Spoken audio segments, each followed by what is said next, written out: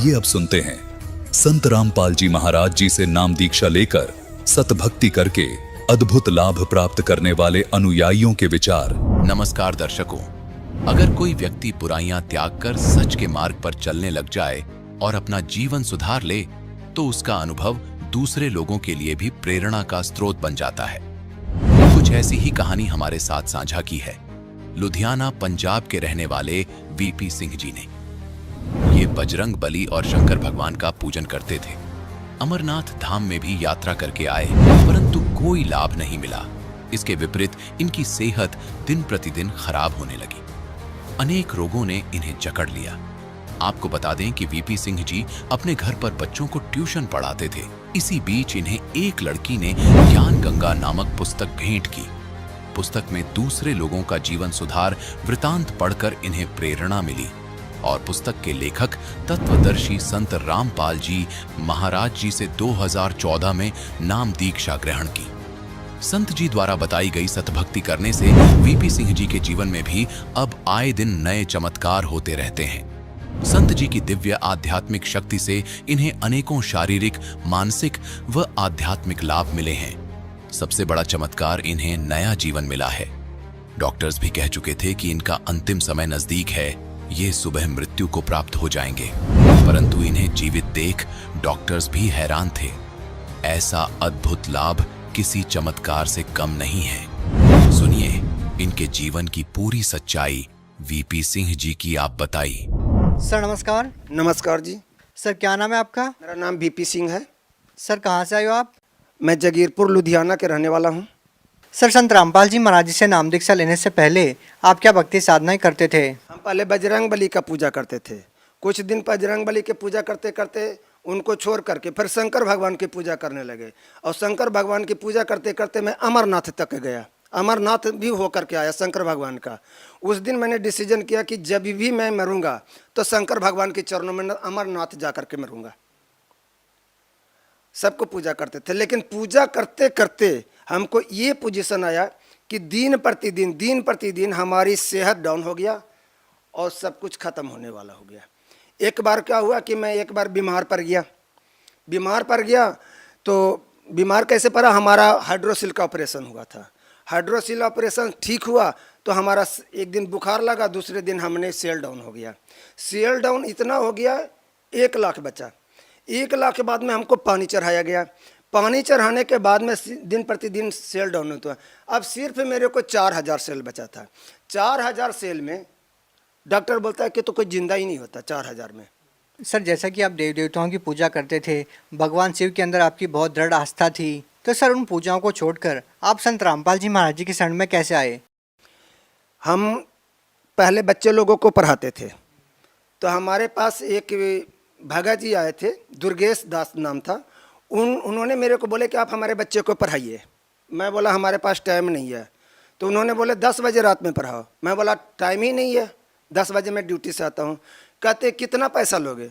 हम कि चाहे जितनी पैसा दे दो हम नहीं पढ़ाएंगे। बोलता मैं तुमको 5000 रुपया ट्यूशन फीस दूंगा, पढ़ाओ मेरे बच्चे को। मैंने बोला 5000 तो छोड़ो, 50,000 रुपया भी दोगे तो तुम्हारी बच्ची को नहीं पढ़ाऊँगा। दूसरे दिन जब ड्यूटी से मैं आया, बच्चे 2-3 बैठे हुए थे पढ़ने के लिए, उनकी भी बच्ची आ गई। मैंने बोला कि बच्ची को तो मैं पहले बोला कि मैं पढ़ाऊंगा नहीं, तो ये बच्ची हमारे पास आई कि हम अपनी भगवती जी को, हम अपनी वाइफ को बहुत डांटा कि हमारे घर में ये लड़की नहीं आना चाहिए पढ़ने के लिए। बच्चे को हम नहीं पढ़ाते मेरा मन उब गया था, इसीलिए नहीं पढ़ाना चाहते थे किसी को। तो उस दिन तो उस लड़की को मैंने भगा दिया। दूसरे दिन फिर आ गई वो लड़की। मैंने बोला आज ये लड़की क्यों आई है? तो कहता उसकी डैडी गेट पर है। मैं बोला खबरदार, उसके बाप को अंदर नहीं आने देना। अगर उसका बाप अंदर आ गया तो सबको घर से बाहर निकालूंगा। फिर वो लड़की को बोले चल छुट्टी हो गया, जाओ, हो गया पढ़ाई खत्म। वो लड़की गई और उसने एक किताब लेके आ गई। बोलता है कि हम बोले कि अब क्या करने आई हो, अब तो छुट्टी कर दिया तो फिर दोबारा किस लिए आई हो? कहता है ये किताब लीजिए। मैं बोला कि वो तेरी की किताब लेने आया, मत्थे पर मैंने हारा। मैं बोला हम जो भी पढ़ते हैं पॉजिटिव एटीट्यूड की किताब पढ़ते हैं, दूसरा किताब तो पढ़ती ही नहीं है, रख दो उधर, हमें क्या कर लेना किताब से। उसके बाद में बोला वो लड़की तो चली गई। उस किताब में मैंने ये देखा ज्ञान गंगा लिखा हुआ था। मैंने मन में सोचा कि ज्ञान गंगा लिखने का कारण क्या होगा। इसका मतलब है कि इसमें जो ज्ञान है, जो भी ज्ञान है वो गंगा की तरह पवित्र हो गया। दूसरी बात, तो जब किताब अट्रैक्टिव हो गया, मैंने उसको खोल के पढ़ने लगा तो उसमें देखे हैं लिखा हुआ था कबीर साहब जी। मैंने फिर माथा पर हाथ मारा, मैं लो हो गया सत्यानाश, एक कबीर जी तो उल्टे ही बानी बोलते हैं। ठीक है, मैंने मन में सोचा कि जब उल्टा ही बानी बोलते हैं तो मैं किताब भी उल्टा ही पढ़ के देखता हूँ। जब एक बार किताब पढ़ा तो पढ़ते पढ़ते 12 बज गया। पहला स्टोरी पढ़ा, भक्तों की मतलब जो उसमें अनुभव लिखा होता है वो मैंने पढ़ा। फिर दूसरा अनुभव पढ़ा, फिर 1 बज गया। फिर मैंने किताब बंद किया, सो गया। दूसरा दिन मैंने सवेरे छुट्टी करके आ गया, खाना खा करके, बच्चे को कुछ नहीं पढ़ाया, मैंने किताब पढ़ने लग गया। किताब मैं पुट्ठा ही पढ़ता था, सीधा नहीं पढ़ता था, उल्टी साइड से। तो उसके बाद में किताब पढ़ने से हमें इतना मतलब चालू हो गया कि अंदर में मेरे को बेचैनी हो गया। फिर जो किताब दिया था उसको मैंने एक कॉलर पकड़ लिया यहाँ से, मैं बोला तुमको जान मार दूंगा, तुमको रहने नहीं दूंगा। 2 ही बंदे लुधियाना में रह सकते, या तो तुम रहोगे या मैं रहूँगा। कहता आखिर बात क्या है। मैं बोला कि जहाँ पर ये आश्रम है वहाँ मेरे को पहुँचा दो, नहीं तो 2 दिन के अंदर मैं तुमको जान मार दूंगा। उसने कहा क्या कि जी एक बंदे को भेजा, इतना छोटा सा लड़का था, उसको बोला कि इसके साथ चले जाओ। उस लड़का को मैंने कॉलर पकड़ा, मैं बोला कि अगर आश्रम तक तो पहुंचा दिया तब तो ठीक है, और नहीं तो हम कराटे जानते हैं, हम तुमको मार देंगे जान। कहता हम पहुंचा देंगे। जब वहाँ पर गए, वहाँ की रौनक देखे सतलोक आश्रम बरवाला में, आज तक तो ऐसा रौनक मैं अपने कहीं पर ज़िंदगी में देखा ही नहीं। वहाँ का जो मान सम्मान, इज्जत, खाने पीने का ढंग, उठने बैठने का ढंग, रहने का ढंग, आज तक मैंने अपना घर में देखा, ना ससुराल में देखा, कहीं नहीं देखा। वहाँ से मैंने नाम दाम लेकर के मैं वापस आ गया। जब वापस आ गया, हमारे साथ एक लड़का भी गया था, छोटा लड़का था, वो लड़का भी साथ में आ गया। वो लड़का बोले लगा वहाँ पर हलवा भी खाने को मिलता है, पूरी भी खाने को मिलता है, चावल खाने को मिलता है, खीर खाने को मिलता है।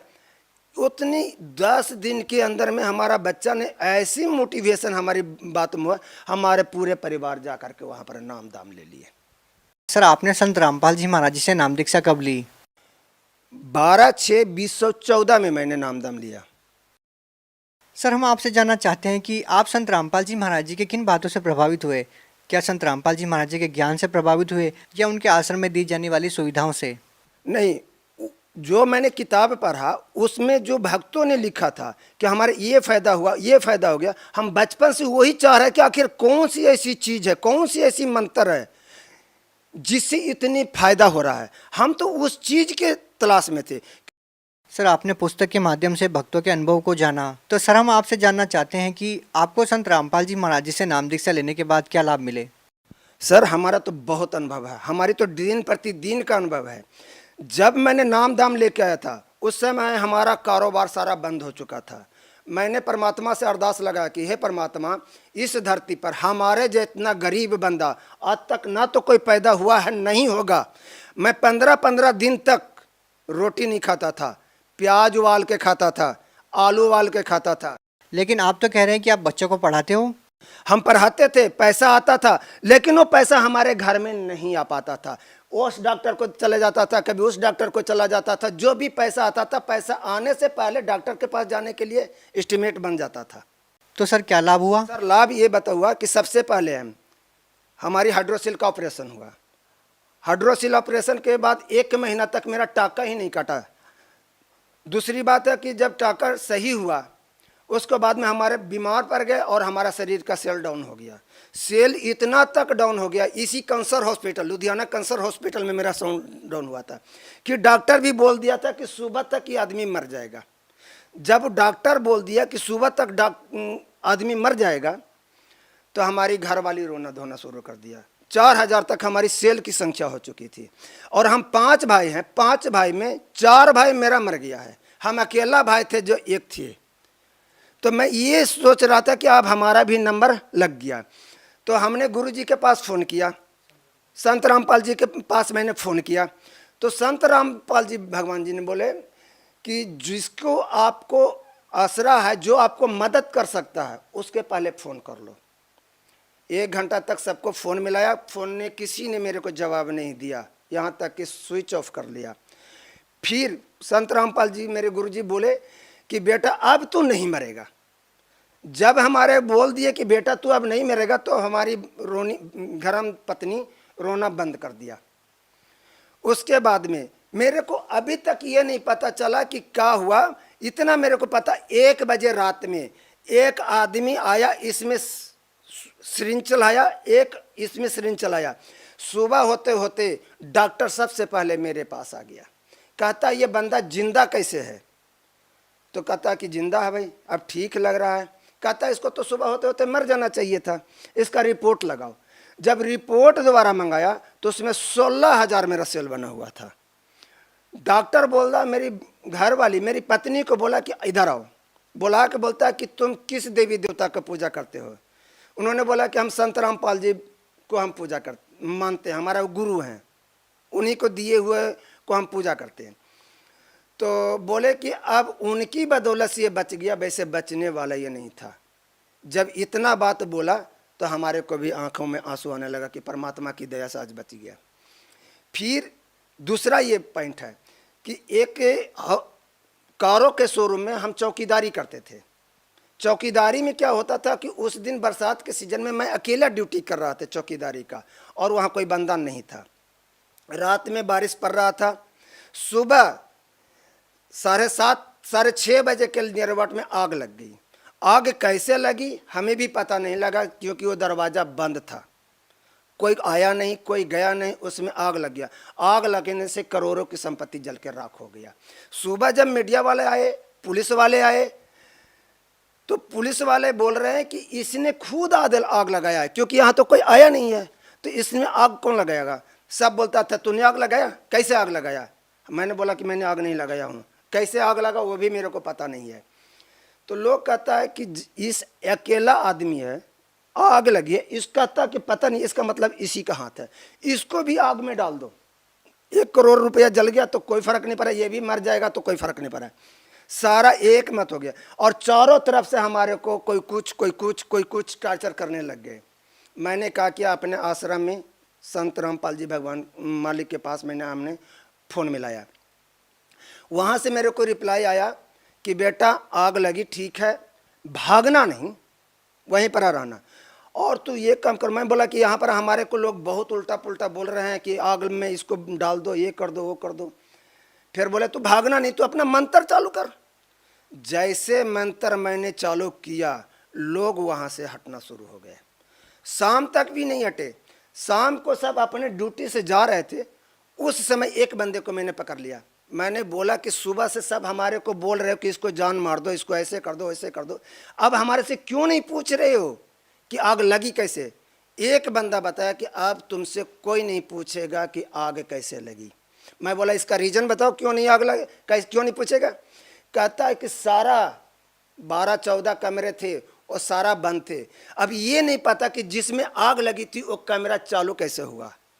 उस कैमरे ने बता दिया कि बारिश के वजह से पानी टप टप टप टप गिर रहा था, और उसके कारण शॉर्ट सर्किट हुआ, और शॉर्ट सर्किट से आग लग गया और उसके कारण जल गया। उसको बाद में फिर दोबारा मेरे से कोई नहीं पूछा। तीसरा लाभ, हमारी पत्नी को सीने में दर्द होता था, उसने अल्ट्रासाउंड कराया तो बोलता है कि पित्ते में पथरी है। मैंने बोला पित्ते में पथरी है तो ठीक है, हमारे अगल बगल वाले बंदे 3-4 बंदे को भी पित्ते की पथरी उसी डॉक्टर ने बताया था, और सबको ऑपरेशन हो गया। तो हमने बोला कि नहीं, हम संत रामपाल जी को मानते हैं और हमारा गुरु है, जो कहेंगे वही करेंगे। हमने फ़ोन लगा के बोला कि हे मालिक, ना तो हमारे पास पैसा है और ना मैं इनकी ट्रीटमेंट करा सकता हूँ, ये बच्चा आपका है, आप जाने, हमारा तो काम सिर्फ भक्ति करना है। मैंने अपनी पत्नी को बोला 2 दिन को टाइम दो, 2 दिन के बाद में अगर हमारा जो रिजल्ट आ जाएगा, गुरुजी जैसे बोलेंगे वैसे काम करेंगे। गुरुजी को फ़ोन किए, गुरुजी ने हमारे को रिप्लाई में बोले कि बेटा जिस डॉक्टर के पास तूने बोला था कि पित्ते में पथरी है, तुम उसी के पास जाकर के दोबारा चेक करा लो। दूसरे दिन जब 2 दिन के बाद जब मैंने चेक कराने गया तो हम साथ में गए थे, जब हमारे सामने चेक किया तो पथरी था ही नहीं। ये चमत्कार है हमारे साथ।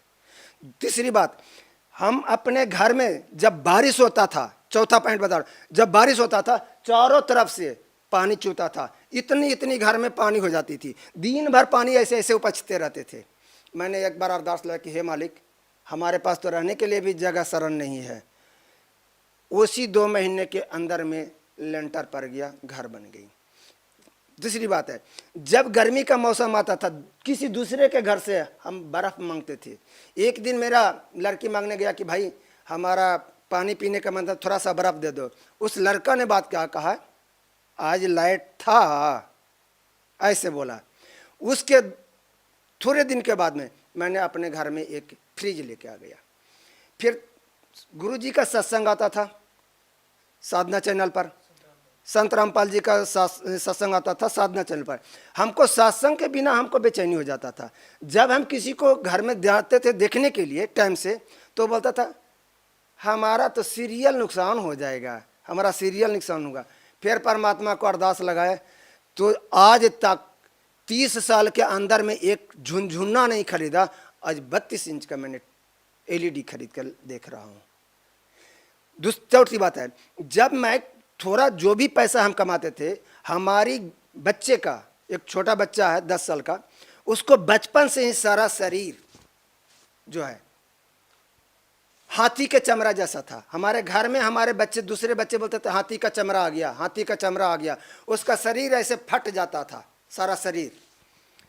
तो हमने बोला बच्चे को कि बेटा आश्रम में तो जाएंगे, गुरुजी ने आशीर्वाद दे रहे थे। लड़का ने बोला कि गुरुजी हमारा शरीर देख लो। गुरुजी ने सारा शरीर देखे, जबकि हमारा लड़का का बीमारी बचपन से ही था, 3 साल का ही से था। और नमोनिया, वो डॉक्टर भी बोला था कि इसका नमोनिया नहीं जाएगा, इसका बीमारी नहीं जाएगा। PMCH पटना बिहार का सबसे टॉप हॉस्पिटल है, PMCH का डॉक्टर उसका इलाज नहीं किया।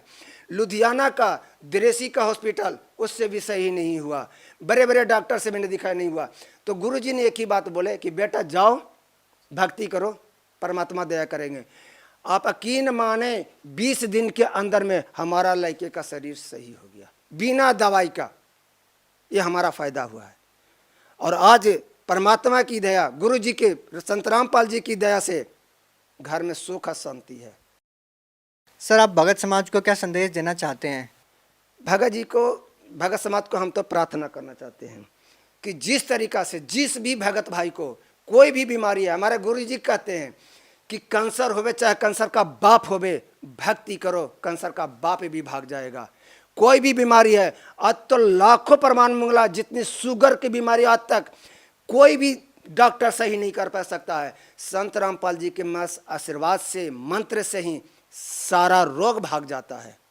जी धन्यवाद। सत्संग।